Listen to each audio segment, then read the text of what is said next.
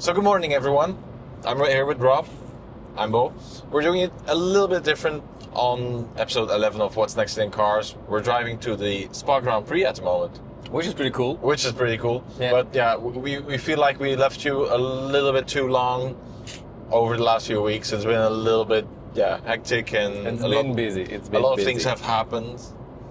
I went to Goodwood, which we'll talk about a lot in this podcast. That's pretty cool. And then you'll have a special episode on the F1 Grand Prix with the behind the scenes, because we were invited by Alpina for some epic VIP experience, which is truly insane. Really looking forward to it. Yeah, so it's going to be really fun. So we'll share more about that also later on. Honestly, I think it's like the first time I've been to F1 in probably over 25 years. I've never been.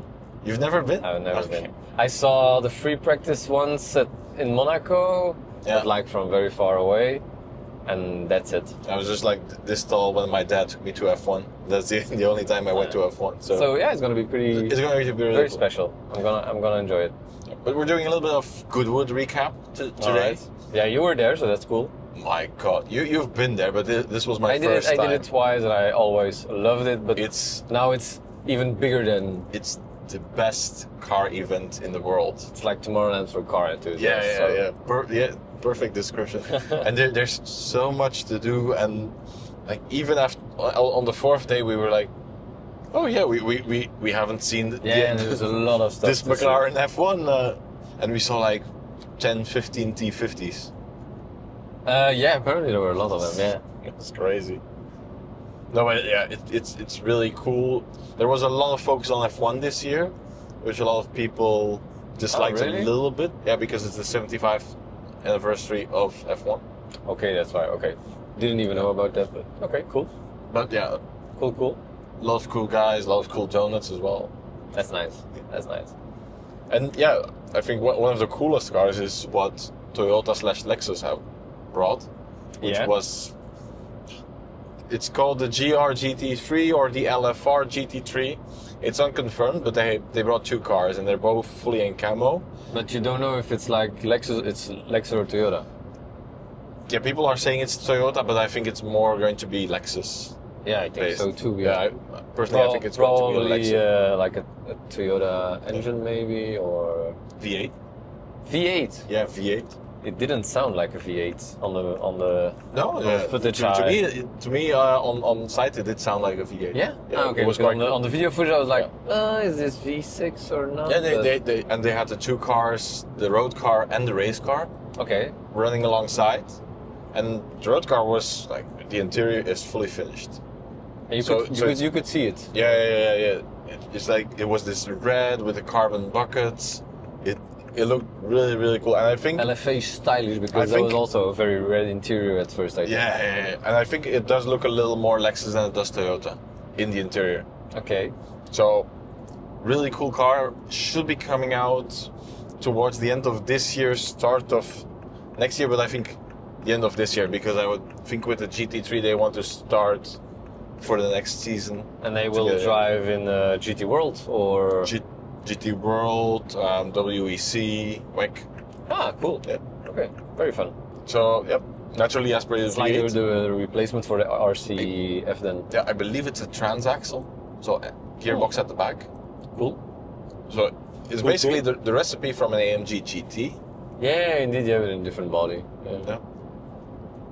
And properly done, and not the formatting thing that the AMG GT now does. Mm-hmm. Yeah, well, don't like that. No, but yeah, I think it's a really cool car. But no just specs with the long bonnet is so nice. No specs announced yet. No. Okay. But yeah, then, and this was my personal highlight, is the Sesto Elemento that was there, because it's a road legal version of the Sesto Elemento. I do think that it's pretty cool that there's already one, because there's 6 of them. Sesto Elemento. There's 20. 6? 20? Yeah, there's 20. Whoa, I didn't know that. Okay, 20 is a lot. Yeah. Because I'm aware of one, in the UK I was, and then one in Dubai, a guy who takes it out sometimes. Yeah. Without plates, but... I think in Dubai it's like, it doesn't mind. But now it's like the first... Here's some money. Yeah, bye. Yeah. But now it's like the first road legal. It's the first road legal. That's pretty badass. And obviously, built by Lanzante. Yeah, sure. The guys who do everything, and they had a full stamped Lanzante because they also had their first car. Which we'll talk about in a little bit. But they had so many cars and so many. Well, the white R from the American guy. Road legal one. Yeah. They also had the Zonda R from Mike, maybe. No, they did not have the Zonda R. Okay. But they did have a P1 GTR. Classic, road legal.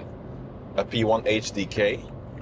And the HDK is the really cool one, I feel, because they took the engine to Cosworth, bored it open to 4 liters, and now it produces 1,000 horsepower. But you have a few P1 GTRs, I think. Also, the last one, it also features a 4-liter. Yeah. So it's cool that they do stuff like that. Yeah, the guys at Lanzante, they're nuts, and the finish of the cars there. The HDK, oh my god. It's like factory stuff, or better. Yeah. And it's funny to think that Lanzante, they still are a McLaren dealership. Ah, they're still really? Funny. Now it's moved to McLaren Petersfield, but it's still owned by, it's still where Lanzante started. Okay, funny.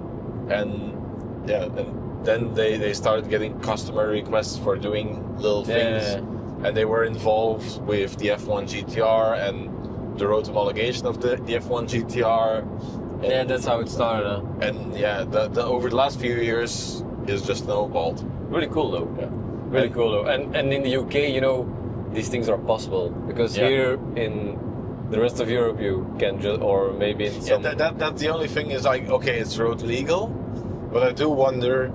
If I would have a bag of money, I'd go to Lanzante, say, make my car road legal, bring it back to Belgium or somewhere in Europe. I think you will need to keep registration in the UK. I think so too. But that doesn't matter because you're still able to. Apologies for the guys. We're on a tough bit of Wallonian road right now. Yeah, it should be fine with the mics though, but you never know. Just FYI, we're in the car, which is why. There's a bit of surrounding noise. There's a bit of road noise. I hope you understand this well enough. But like the Sesto Elemento, I think it's the coolest Lamborghini of ever. Modern day Lamborghini. Okay. Yeah. Because if you don't know about the Sesto Elemento, like we said, it's 20 cars, and the engine is based on the Superleggera Gallardo. First gen. First gen. Is it first or second gen? I'm not sure, but it's like 550, 570 horsepower, something like that. I'm not sure, but and then it's like everything is carbon. The car weighs 999 kilos for a big V10. That's insane. Because the V10 is probably a quarter of the weight. But the interior, it's all carbon fiber. There is no dashboard. Yeah, there is no interior. There's just like this beam. For your steering wheel, and there's no seats as well because it's like entire carbon with some cushions. It's molded in the top with cushions, and it's the coolest thing. And I think the only thing with this one is because the car is also so short. There's no overhang, and you can see the end of the gearbox. Yeah. On the launch spec Sesto Elemento, the gearbox casing, it was in red. Which really stood out, and I thought that was one of the coolest details. Yeah. On this one, it's black, which is still fine. But it's silly. Yeah. Maybe they weren't allowed to. I don't know. Or maybe the customer just likes it in black. Could be as well. And the exhaust, it just runs up underneath the wing. It's a very cool car. It is one of my childhood hero cars, and probably a badass investment too. I think Lamborghini should continue making a few of their concept models, like just for customers. Like, here you go, bam. And that's what I was gonna say. That's the only shame, I think, is the lack of racing support afterwards. Because they released the 20 Sesto Elementos and they were like, here you go. Yeah, good luck. And then nobody took it to track. Or maybe a few people, but not a lot on the public track day. Because if you've seen the Corsi Clienti in, I think, Barcelona right now. What was it, Barcelona? I think so. Yeah. Or Misano. It's crazy. Yeah. there's like 14 499p modificatas. Ah, nice. 14. Yeah, there's not a lot of factory support for these cars from Lamborghini. They start at 5 million each. But it's like the same with the Essenza. You don't see them. No. Because there's no factory support. They did have the factory support, but it like dwindled away. Yeah. Because they did have the Curbstone GT1 program that they run. But that's it. Because they try to do it on their own, but it's very limited. I'm curious to see what different brands will do with these track-only cars, such as Bugatti or Aston Martin. That's now hyping around, like, oh, let's launch a track-only hypercar, but if there's no support for a factory, the car will end somewhere in a garage and won't be used. It's why... Silly. Yeah, you can hate on Ferrari all you want, but their Corsi Clienti program is the best top thing notch ever. And if you've been close to it, it's unmatched in the level of... I just saw it once, but it's like a festival, huh? Yeah. Festival for rich people. And yeah, it just... I once was there as well, and yeah, we saw the Google... yeah, exactly, yeah. I wish she's called. Ben Sloss. Yeah.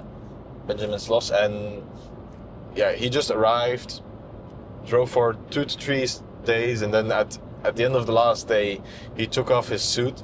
It was like in his full Hawaiian t-shirt. He's like running around. And yes, like you said, it's a festival for rich people. And the thing is, you don't have to worry about the car at all. All taken care of by Ferrari. Yeah. That's the same at Pagani. They do it really well. Yeah, the RTM Pista program. The RTM Pista program is really good. Pagani takes care of the cars. They make sure it's like a fly and drive program for customers. Like I said, I passed by Pagani at the Festival of Speed as well, and which was really cool because Sebastian, he was like, the pre-grid's going to start, so if you want, you can join us. Super nice. Sebastian's really cool. Yeah, Sebastian, super cool guy. Thank you for the experience. But we basically got to see the cars leave. That's epic, yeah. With the new Wyra R Evo. It's loud. It's loud. Yeah, when we saw it on the video, it was running with mufflers because of noise restrictions that day. Noise restrictions at Goodwood? No, not at Goodwood. The one we saw on the internet. Ah, yeah. So we were like, this is going to be loud. It's probably loud. But I already heard it at the spa. And the thing is, it creates more downforce with the open roof panels than with the closed roof. Oh, really? I don't know how that works. Ah, cool. But I think it's like Sebastian said, 5 kilos of downforce, extra kilos of downforce, just with the roof open. But there's like small extra winglets. I don't know. Maybe that's why, or maybe the air gets extracted from the inside cabin. From the inside, and gives a little bit more push. Funny. All right, cool. It's a very cool car. Yeah, beautiful car. I like it.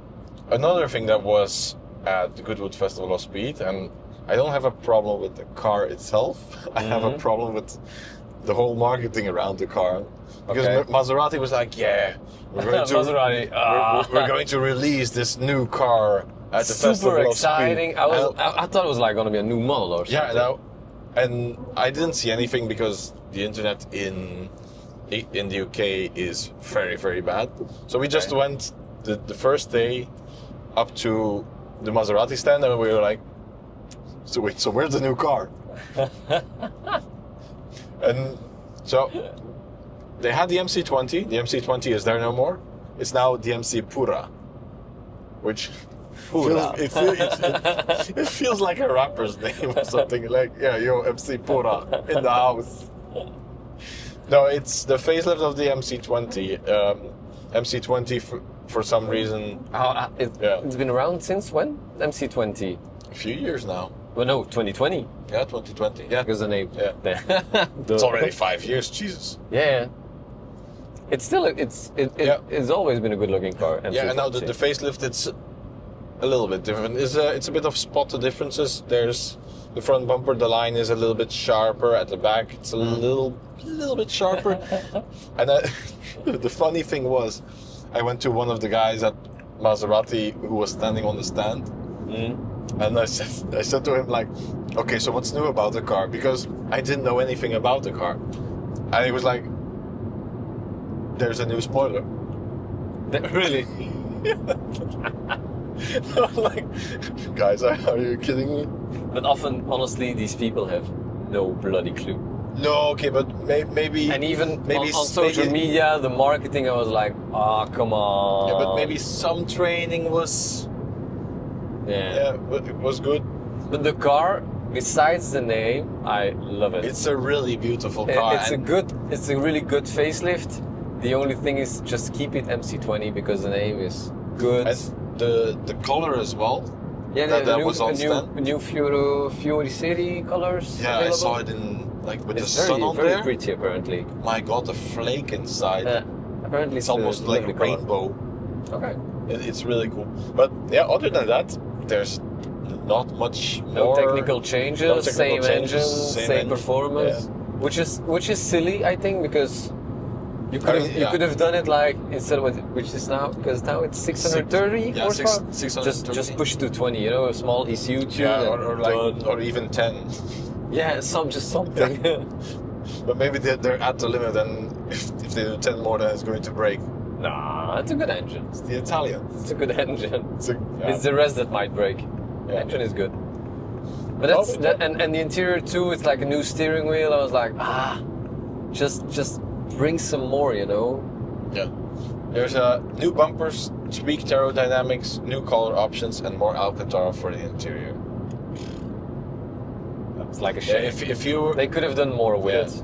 If your salesman said like, wait, because we're going to bring out a new model. Yeah, but I'd be happy because in my opinion, it's a better looking car.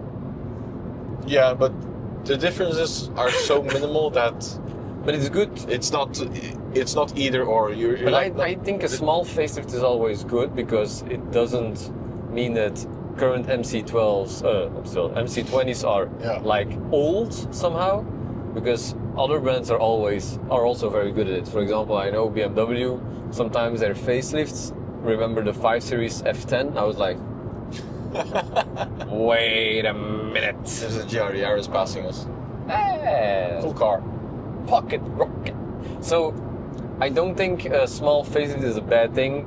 The bad thing is just don't change the name. And just the way they hyped it up. It's like this new car. I was like, this is gonna be a brand new thing. It's gonna be super badass. And I'm like, okay, there's nothing new. Just facelift MC20. Okay, fine. Yeah. Apparently they're even struggling to sell the MC20, so maybe that's why they renamed it. I don't know. I liked MC20 because it's heritage to the MC12. Yeah, in the name it made sense. And now I don't understand the Pura name. It's like you're gonna change the Gran Turismo suddenly with a bloody weird name. Yeah, doesn't make sense. Yeah. Okay. And price-wise, I don't know if it changed. It's still expensive. I don't think it's going to be more cheap. Yeah. So. Because I read, I think, a few days ago that Porsche is again increasing rates of 911. Yeah, I saw that as well. I was like, wow. I forgot to add it, but yeah. it's getting very a base Carrera is going. I think 5 or 7% increase. Yeah, it's like almost starting at 130 or 140. It's crazy amount of money. Yeah. Back when, and it is to the same point that I had with the GT3. The GT3 now starts at 240. Yeah, and you had them in the 991.2. You had them at 150, below 150. Yeah. Car suddenly gets 60,000-70,000 euros more expensive, and it's not 60,000-70,000 If you then take the lightweight package on that GT3, forget it. And people still buy it like it's nothing. I don't get it. I see so many 911s. I'm like, it's crazy. Just tell me your secret. But it is turning a little bit at Porsche in terms of demand. It's because they're getting scared as well. Feels like. Thank God there's still a GT3 RS that sells like crazy. Helps. But I do wonder if you build that many GT3 RS, that a lot of people bought, even though you shouldn't, but a lot of people bought like as an investment. And Bye. How are those customers going to feel?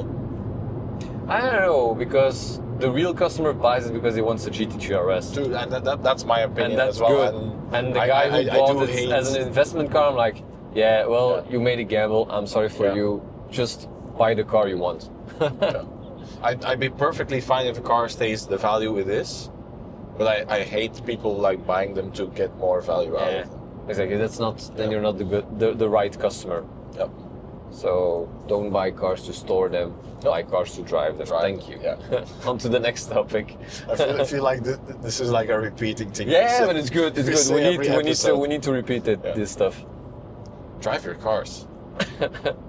I shouldn't say much because my cars aren't being driven. So well, I'll drive your cars. No. No. Next topic. Next topic. Back to Lanzante. Okay. They have, which is arguably the most confusing name in the automotive world right now. Okay. It's the 9559 or the 5995. I think it's the 9559. 95. Okay. And why that name? Weird name. So it's to commemorate the 1995 victory at the 24 Hours of Le Mans with the F1 GTR, which was number 59. Exactly. Yeah. Which was the Ueno Clinic. I saw that car in real life. Me too. It was a Goodwood. It ran up the hill. It ran up the hill. I saw it at the McLaren Technology Center. Yeah, I didn't know it was there, and we were just passing by, and suddenly it's like, oh, I'm like, my God. Epic car. Epic car.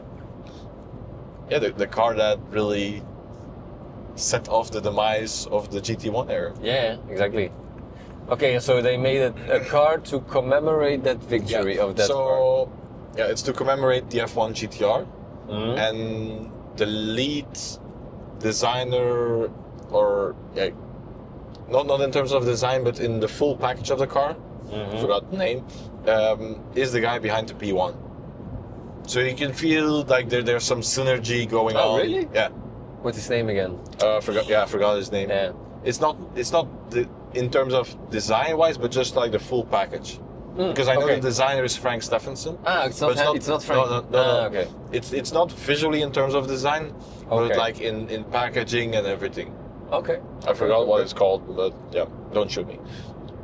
We have the 9559, which is based off the top of a McLaren 750S. Okay.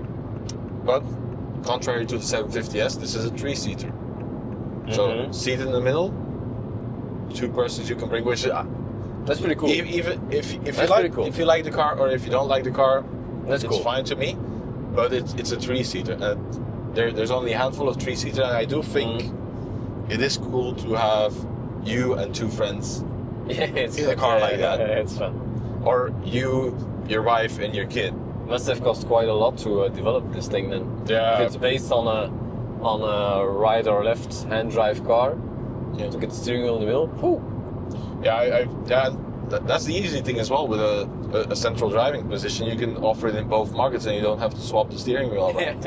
That is true though. But yeah, it's the only thing I would have liked to see is a V12. It's still the V8 It's a turbo V8 powertrain, now with 850 horsepower. Yeah, because the 750S wasn't fast enough, right? Yeah, definitely. Such a slow car. It weighs 1,250 kilos. It's like the same. Yeah, so similar. Similar weight. Yeah, but you have to have the LM30 pack to get that, and then you lose an extra 20 kilos. Comes from forged wheels, gold-plated heat shielding, titanium exhausts. Okay, cool. And probably going to the bathroom before you set off. And price? Price-wise, it is going to be 1.6 million without taxes. That's a lot for a 720S, 750S, sorry. Yep. It's very cool, but I don't think it's that cool. For that price, I'd get myself something more. I do see the potential in there. And it's limited? How many? It's limited, I believe, but I don't know how many. So, yeah. Maybe 59? I don't know. I should have researched more, but it was late last night. It just design-wise, I'm not convinced. You can really, in the roofline you can really see the 750. Yeah, and I see a bit of P1 in the back too. Yep. So Yeah, for me it's the long overhang on the front that doesn't do it for me. Exactly. It should have been a little shorter, because if you're saying you're building a car from the F1 had super short overhang. Yeah, that was nice. Yeah, FP1 too. Yeah, very short. But other than that, yeah. Yeah, funny story as well, I just realized, is we were standing around at the Lanzante booth, and I believe some guys from Lanzante, and they came up to me and my friend who were there. They were like, okay, so if you get $2-3 million now, and you have to buy a 9559, what would your ideal configuration be? Ooh. I was like, okay, so it's going to be orange. Okay. Because yeah. Have you seen me? Silver wheels. Okay. Chrome surround on the trim. That's cool. Okay. And the funny thing was, my friend was like, yeah, I'm also going to take it in orange. But he was going for black wheels. Ah. Yeah. But it was a really cool dialogue, and I've been waiting to see if they upload it or not.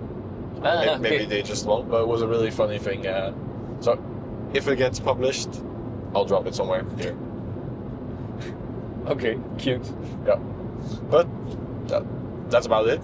And yeah, we're still in Goodwood news. All right. I saw this one last week from Koenigsegg, and then I remembered the talk I had with Sebastian from Pagani. Is Koenigsegg basically went to some clients of them. Are you interested in an EV? And basically, and basically everyone said no. So there's zero interest from anyone at any customer at Koenigsegg. Let's say at Pagani, for problem. And yeah, and then I remembered I had a conversation with Sebastian. Sebastian was like, yeah, we asked the customers. Nobody guys, we're looking at maybe doing an EV. We've done some research. This is what we could do. Would this be something you're interested in?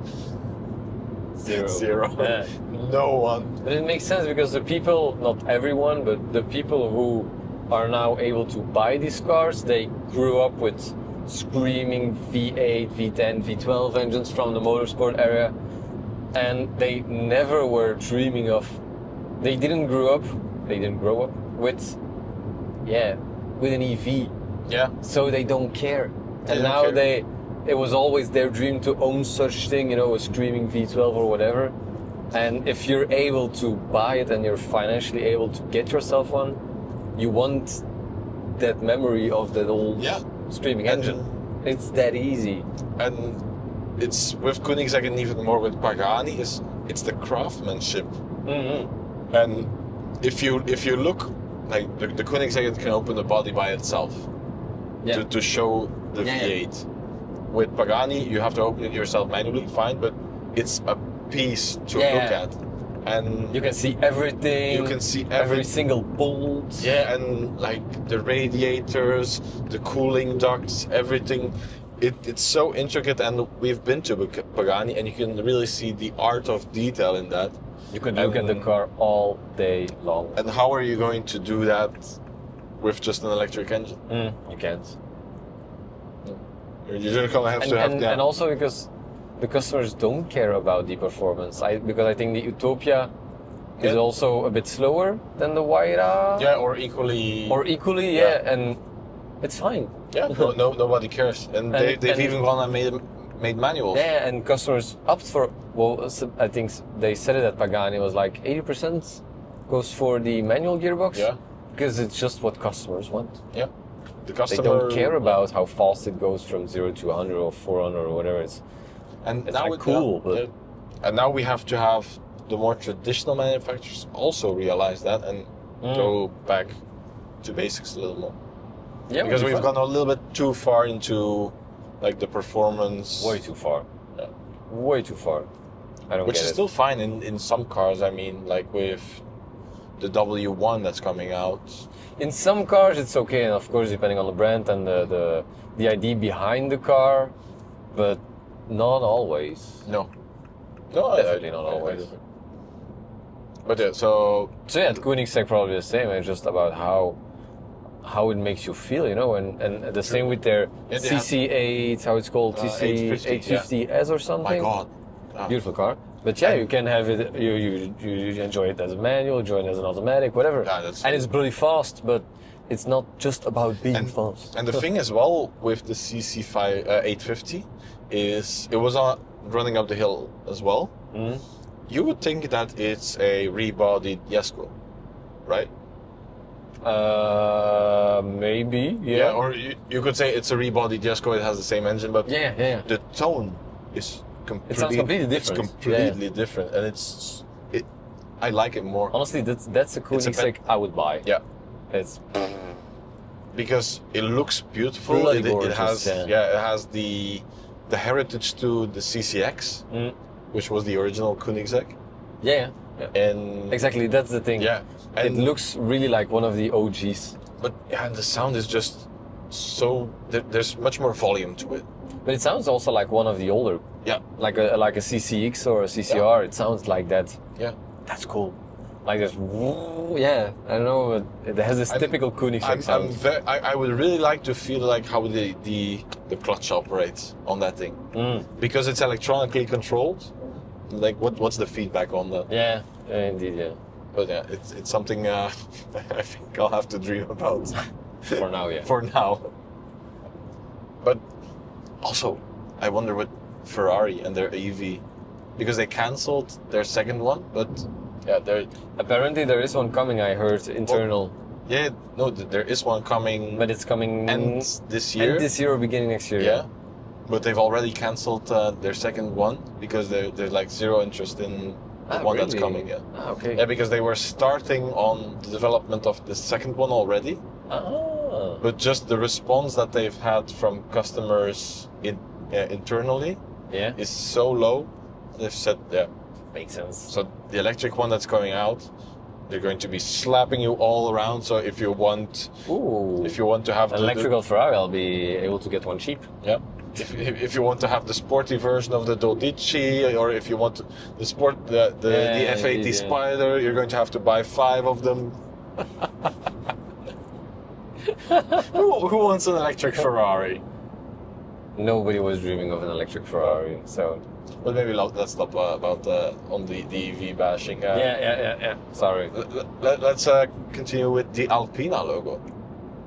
There's a trademark that has been leaked. I saw it already very long ago, but tell the people. Yeah, so what they've done to my baby. That's why I wanted to include this, because I wanted to see your reaction. A trademark was leaked for the rebranded Alpina logo by BMW, and yeah, we'll put a picture here. We'll put a picture here as well with the old one, so you can see the difference. And it's basically a lot more in line with what BMW is currently doing. Things. God damn it, Rob. I have to edit this, you know. Beep. Yeah. No, yeah. On Spotify it's allowed. Joe Rogan also always curses. Okay. But yeah, I'm not fully sold on. I think for the BMW logo, it worked quite well with the transparent. Yeah, that's nice. Even though I do miss the blue in the roundel. Yeah, but somehow it works. Yeah. It's this modern, trendy look. It's good.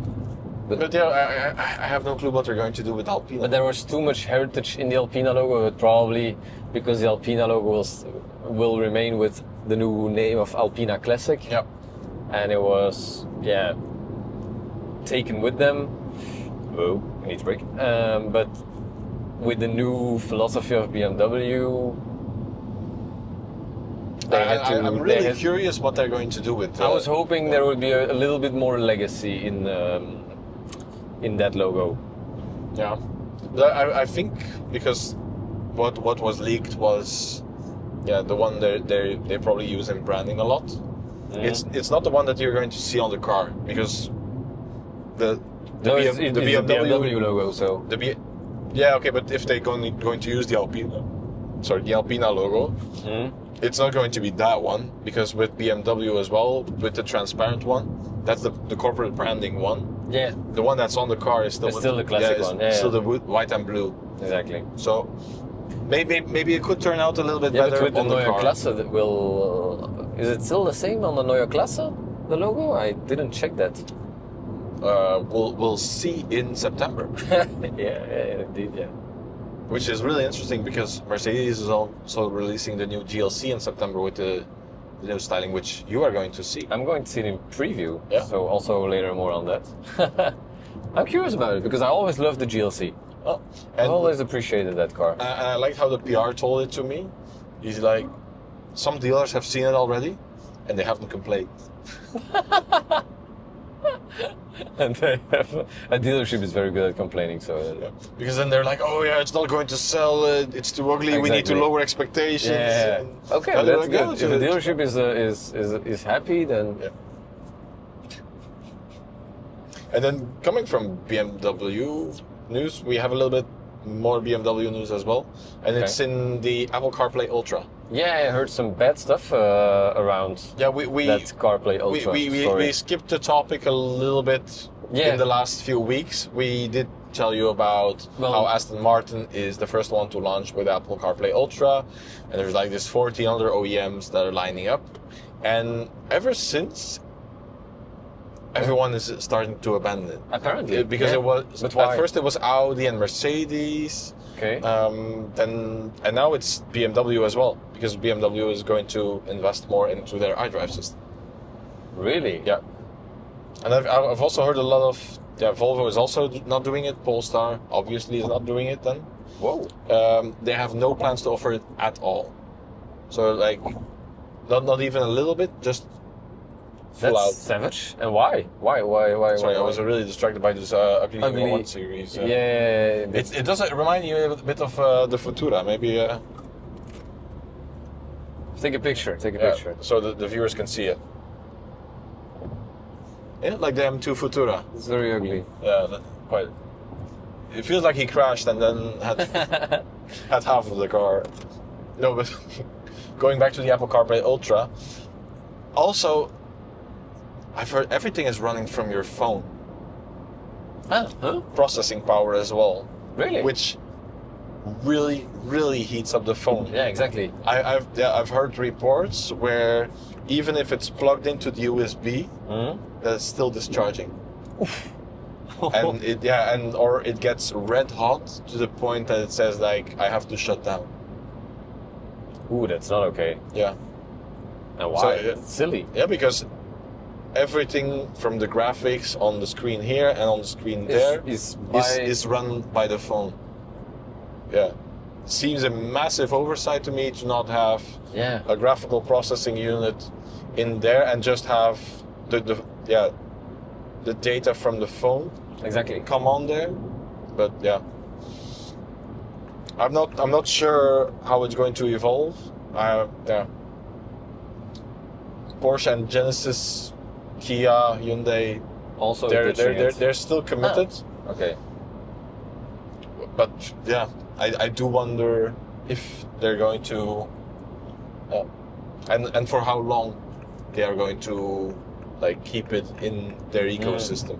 Yeah, if they see that it doesn't work or that it's customers' phones, then they might get rid of it quite soon. Also. To be honest, I think, and also on the Aston Martin, it worked well. I think it's quite a cool thing. But yeah, if it like screws up with your phone and everything. Yeah, I don't like that. Sorry, the car. But that's the only reason why they're not doing it, or is there more? No, they want to have like a deeper integration in the iDrive system. Ah, okay. And the way BMW is going with you have the iDrive here, and then you have a second screen just indeed below the windshield, and it's like a full side to side. And I do think the way it's integrated is really cool. If it's going to work well, we'll have to see. But you can have your menus from the iDrive system and basically push them over. Ah, that's funny. Up into the heads-up display. Okay.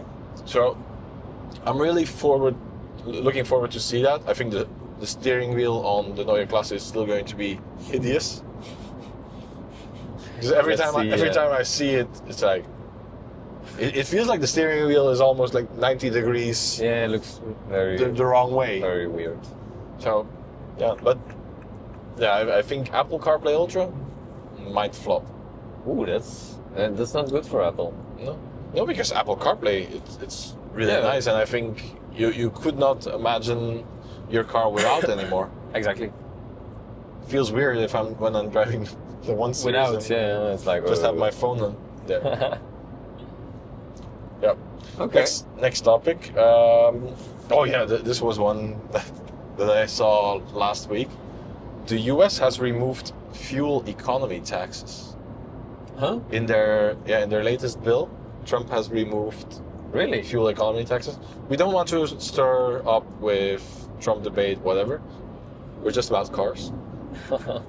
But yeah, they basically, and penalties that were applied the last 3 years, they're forfeited as well.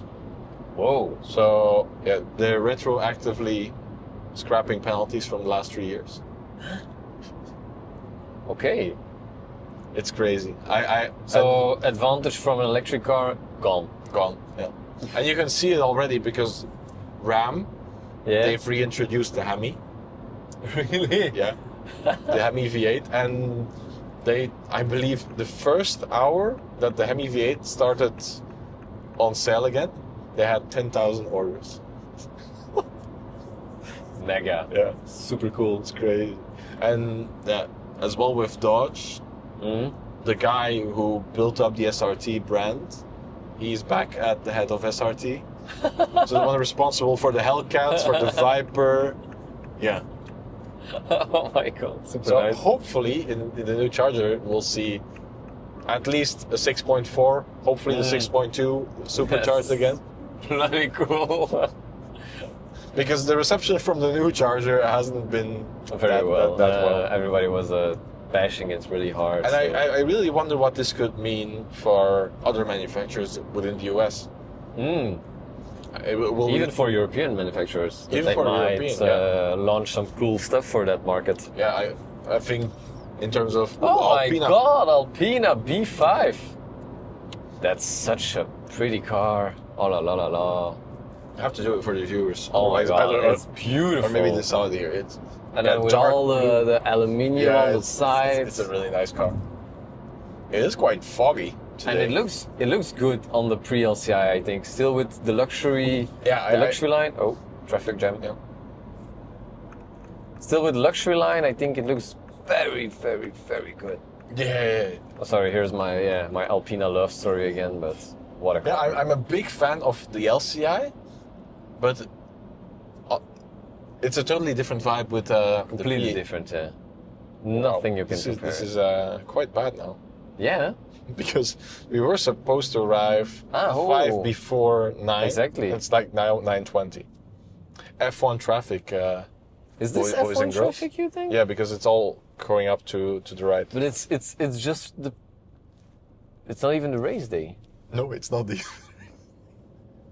We're only going to free practice, by the way, which in the afternoon there's sprint qualifying, but it's Friday. It's weird. It's not even qualifying. People have always said that traffic around Spa is bad. I didn't know it was this bad with F1. Let's see, but they're also working there, so let's see. Okay, yeah. Well, we're in Wallonia. Yeah. Never know. But no, like, are we going to see the Camaro come back again? That's what I really want. Yeah, makes sense. Okay, with cool stuff then. Yeah, cool somehow. Stuff. Yeah. And as well on the engine side, and good news from Europe and BMW. I've done a little bit of it's a lot of focus around BMW, it seems, the last few minutes, but BMW has confirmed that their 6-in-line and V8s, they will be fully compliant with Euro 7. Wow. And no loss of performance.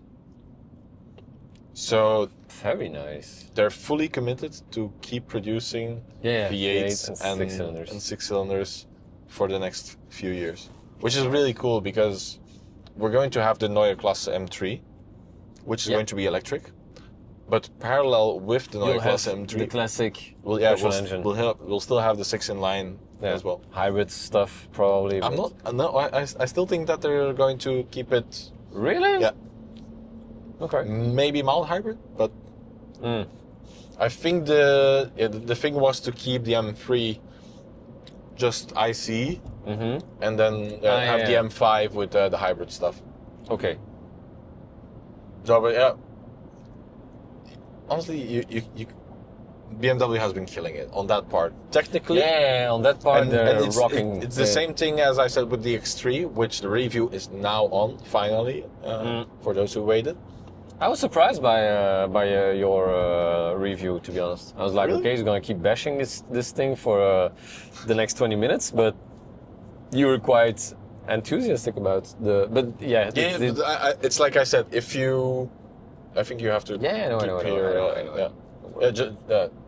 No, I'll basically summarize it here as well. Is everything that you look around and have to touch, it's so bad. But if you're just holding the steering wheel and driving it, it's superb. It's such a good car. There's just this big discrepancy these days with BMW design, both interior and exterior, and like then the engineering department. Yeah, there's a big because gap. the engineers are so much further than the design. It's crazy, and that's why I think also because driving wise, it's still.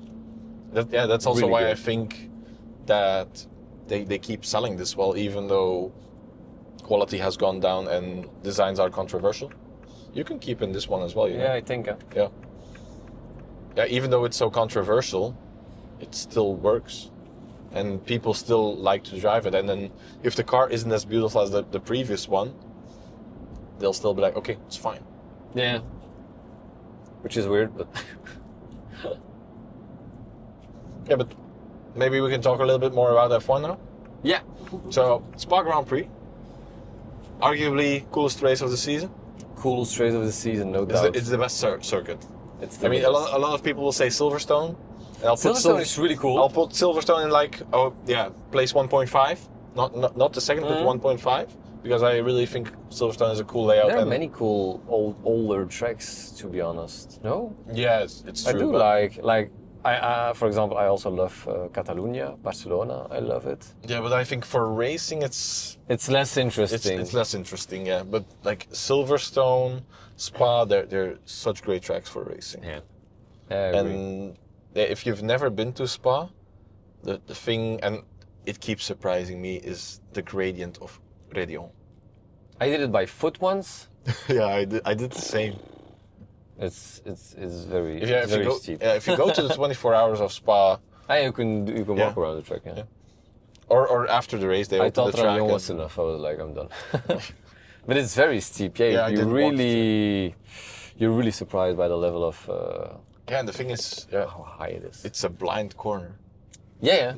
And I've done it. Yeah, you've done it a few times in the car. I've done it 2 times as well in the car. And even if you're just in a passenger car where you sit quite high up, there's nothing. You can see nothing. So in an F1 car where you're sitting so close to the ground, it's the view is impossible. And when you remember the big crash that happened in the GT4 series this year? Yeah. Couldn't see anything. It was just which car crashed? It was an R8, I think. They missed the corner in the GT4 race on Saturday. Or something? Could be, yeah, but on Saturday, of course. It's quite a typical place. And you arrive on top and you're like, oh my god, there's a car in the middle of the road. So it's very, very, very scary corner. Definitely in race because you have no clue what's going on behind it. Yeah, I do think they should try, even though I know there's a hill on the right side. I think they should try to extend the hill a little bit and then maybe add something more to keep cars from bouncing back onto the track. Yeah, it's the bouncing part. Yeah, but because you also have the pit lane entry, so that's the issue, and you can't put any gravel there. No, but try to extend it like maybe... Yeah, or extend the... 5 to 10 meters on... Yeah, but there's like the mountain that goes down. Yeah, I know, but yeah. It's not easy. No. But that's the only thing, because you have the pit entry, Is this the Spa version of the Abarth? Is there a Spa version? Or is it just a Pista? It doesn't look like Spa. No. But there's a Spa-Francorchamps version like, of an Abarth. It looks more like Catalunya. No? I know. F595. Never heard of it. Abarth has so many different versions. I have no clue. Yeah, there is a Spa-Francorchamps version. Really? Yeah, and they're in black, yellow, and red. Belgian colors. Ah, yes. I remember now. Yes. No, but looking forward to it. It's a sprint weekend. It's also very cool. Yeah, I think it's the first time sprint weekend at Spa. Really? Yeah, I think so. Huh, nice. And yeah, I'm really quite curious. Definitely with the good experience. We don't have the regular tickets because that's the problem. After we did Le Mans, with the entire Porsche VIP experience, which was again one of the coolest things we've ever done. Yeah. Thanks again to Porsche Belgium for making that happen. Super cool. I'm still smiling. Yeah, it was the helicopter stuff and the whole package. But now going to such of an event and not being able to experience it to the full, I'm like, meh. I can't. On a Goodwood, I wouldn't mind because it's like Tomorrowland vibe, I don't matter. I've done Le Mans the next year. I've done Le Mans the next year after we did Porsche. I couldn't, man. I couldn't. I'd be like press access all the time. Yeah, press is still fine, but you don't have all the other luxury features that come with it. It sounds very stupid and like you're just so spoiled. No, because I do think it's great to just experience it quite pure and without any of the distractions of the luxury. Yeah, but you can do that at first. But once you've experienced one thing, you're not able to go back. Like nowadays, you use a MacBook, you will not be able to go back to. Like I said, an old Windows from 20 years ago. It ain't working. You won't like it. Like I said, I did enjoy Le Mans even because the program is different and you're doing a lot of different things that are very cool with Porsche, but then they keep you distracted from other things that you could do if you don't have access to the other things. Yeah, maybe it's like, for example, you have access to the pit box, you can do the garage tours, you have the small shuttles to go from one side to another side. Yeah. That's the fun part, because but there's also the amount of time you lose by walking somewhere and you're not able to see the race. You also have shuttles. They're like free shuttles that will take you to Indianapolis and Mulsanne. Yeah. You'll have to wait 20 hours to get a spot. Oh, so spoiled. No, it's stupid, but once you get used to something... What I'm trying to say is you can still enjoy going to F1, going to Le Mans, without blowing all your money. Yeah, definitely. Yeah. But then I would rather, for example, a race like F1 or Le Mans, I would rather watch it on TV then. Because then I'll get the best views, the best angles. Yeah. And I'd rather go to a smaller race, like the 24 Hours of Spa. Yeah, as a regular visitor, because there you can still enjoy it almost as much with or without any VIP I do stuff. understand your point, but just from I wouldn't go to the Spa Grand Prix every year, or I wouldn't go to any Grand Prix every year. Mm-hmm. I would go maybe once in 5 years to just have the experience. Okay. Because I truly believe if you really want to follow it, it's better at home. Yeah. The TV, you just see everything and you're not stuck in traffic. You're not stuck in traffic. But I am going to Monza, and that's why, and I think that's also a good one, especially if Ferrari scores good, just because of the atmosphere. Makes sense. And you might not be as comfortable as you're sitting at home, or you might not see as much as you're sitting at home. But the thing that you don't get at home is the vibe with the crowd and everything. I understand. And I think that's also a great thing. I mean, the Italians, crazy about Ferrari, so.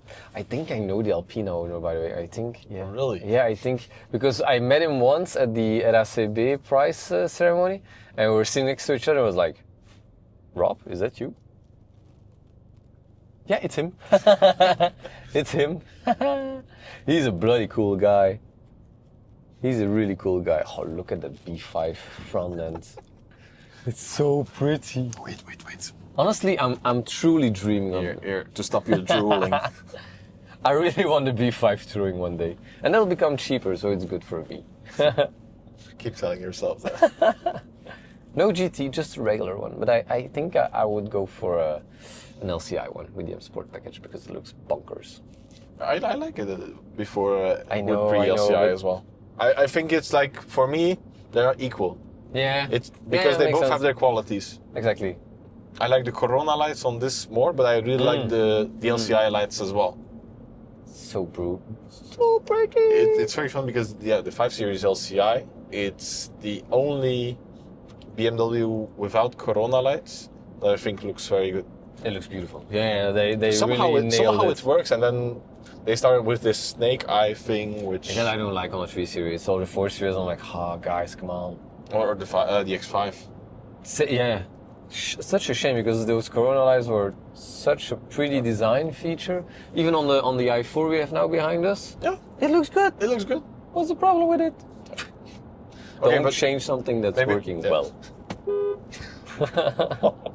Oh my God, Robert. He's driving my car, so that's why. Jesus Christ. We're almost at a racetrack. Need to put on my racing driver hat. Can you imagine? We're still. Jesus. Yeah, but it's roadworks. Like, I'm not shitting you. It's 28 kilometers left. No, but really, normally it takes you 15 minutes. Yeah, no, but now it's traffic jam here because there's people going to the racetrack and there are roadworks. There's always roadworks here. Yeah, I don't know. It's been a while they've been working. I don't understand. Yeah, but it was in China they can build a bridge in a day. It was very funny because I saw this post. If you know a little bit about Tomorrowland, the main stage burned down, and then in less than world news, bro. Yeah, everybody knows it. Yeah, but I saw some people like, "What happened to the main stage?" I'm like, "Dude, have you been living under a rock?" And we could see the fight from the office. Really? Yeah. Wow. And within 48 hours, they built a new stage. They said, "Yeah, it's going to be basic." They put up fireworks. They put up lasers. It's still pretty cool, yeah. And then I saw this meme of people in Brussels, and they're like, "Hey, weren't the roadworks scheduled for 2030?" And they said, "Yeah, the guys from Tomorrowland helped." So maybe the guys from Tomorrowland helped. Not bad. Okay, but to round off our podcast, predictions for the F1 Grand Prix for this weekend? Piastri. Piastri win? Piastri win. And then? Verstappen, and then? Then Norris. Sorry, Ferrari. Safe option, yeah. Ferrari has an updated suspension, but I don't want to get my hopes up before getting hurt again. No, I think I'm giving it to Piastri. I'm hoping for a Verstappen. Yeah, I know. And maybe a clash between the McLaren boys. I really want to see a clash between them. Ah, really? Like a Mercedes clash, Rosberg-Hamilton clash? Or okay. Yeah, nice. Because that's a badass. It needs a little bit of spiciness. Yeah. Because they're very respectful, which is very nice.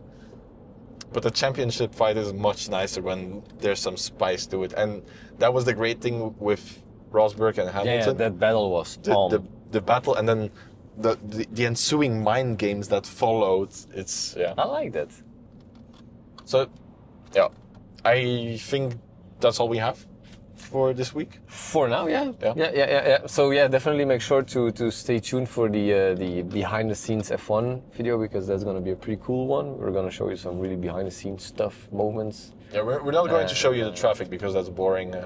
That's really boring. Or some Alpina B5, which is not boring, but but it's gonna be a pretty cool video. Also for us, it's gonna be the first time to live this. Yeah, and experience the full speed of an F1 car.